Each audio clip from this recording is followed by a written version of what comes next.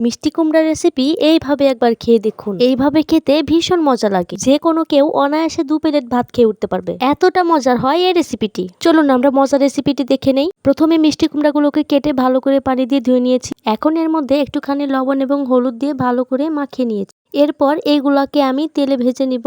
এই মিষ্টি কুমড়াগুলোকে একটু লাল লাল করে ভেজে নিতে হবে, বেশি পোড়ানো যাবে না, তাহলে কিন্তু ভালো লাগবে না খেতে। দেখুন ঠিক এরকম ভাবে ভেজে তুলে নিতে হবে।